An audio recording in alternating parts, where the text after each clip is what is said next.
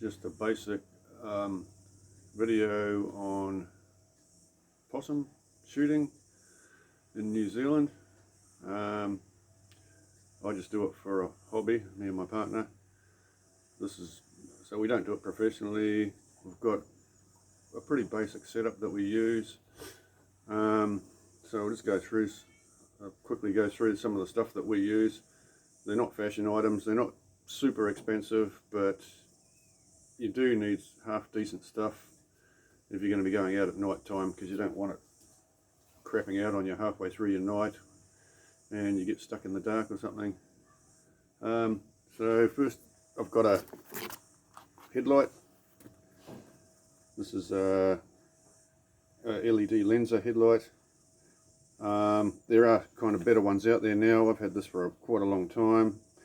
It's done the job. It just keeps working. The only thing I've had to do is put batteries in it. But like I say, this is what we use. There's other stuff you can use that probably works just as well. There's new stuff come out on the market.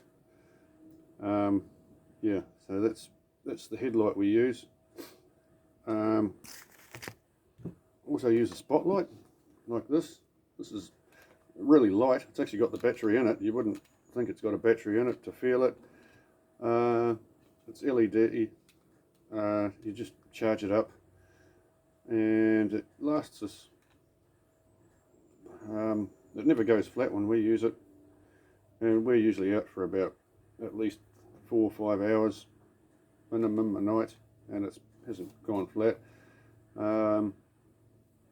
It's better I find it's better for the longer range stuff. The headlight, it doesn't shine up as much. It's not kind of as bright, but I find this just shows up the eyes better, which is basically what I'm looking for. I'm not looking on every single branch and every single tree that I come across, which this tends to show up very well. I'm just looking for, otherwise you tend to get too distracted. So I'm just basically looking for the eyes, which this headlight shows up really, really well. It doesn't shine up the whole tree. It shows the eyes really well.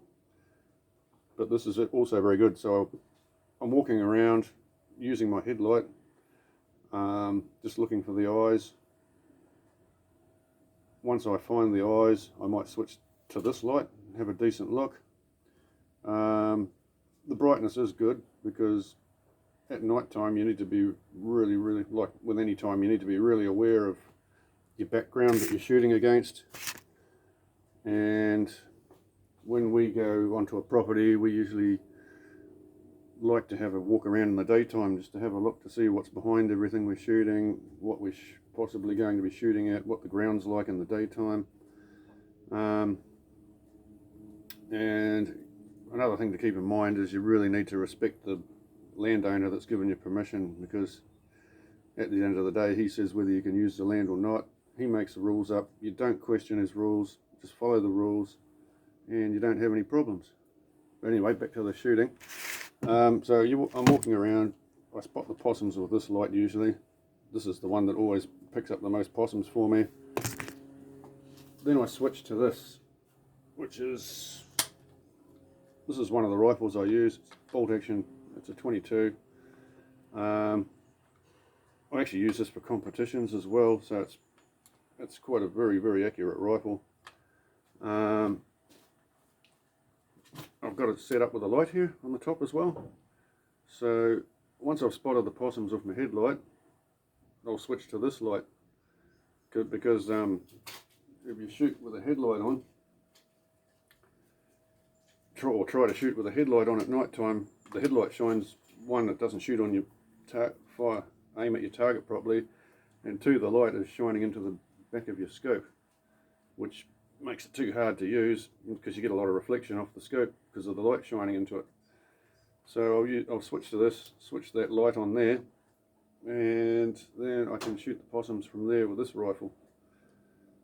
So that's basically just a basic rundown. As I said, it's not what the professionals probably would use. That's what we use. We are just recreational shooters, and just enjoy the outdoors. So there's a basic rundown of what we use. Thanks.